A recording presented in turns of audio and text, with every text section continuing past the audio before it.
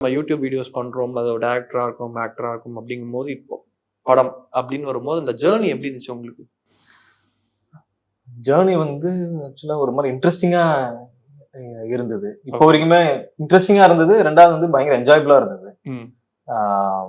So day by day வந்துட்டு நெறைய learning இருந்துட்டே இருந்தது. ஸோ யூடியூப்ல இருந்து இங்க ஷிஃப்ட் ஆகும்போது இந்த ப்ராசஸ் ஒண்ணு இருக்கும். ம். டக்குன்னு யூடியூப்ல இருந்து உடனே டப்புன்னு சினிமா ஜம்ப் பண்ண முடியாது. உடனே ஆப்பர்ச்சுனிட்டி கிடைச்சிராது. ஓகே.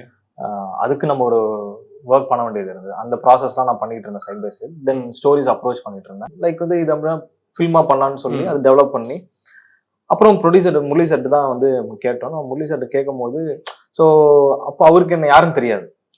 முரளி ஓகே. சாருக்கு. ஓகே. ஸோ ப்ரீ புரொடக்ஷன் ஒண்ணு ஸ்டார்ட் பண்ணும்போது தான் அவரு என்ன பத்தியே தெரிஞ்சுக்க ஆரம்பிக்கிறாரு. ஓஹோ! ஓகே.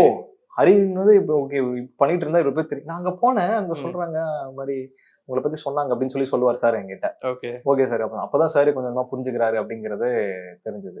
ஓகே. ஸோ அதுதான் இது இந்த ஜேர்னி வந்து இப்படிதான் இருந்தது. அங்கிருந்து வரும்போது.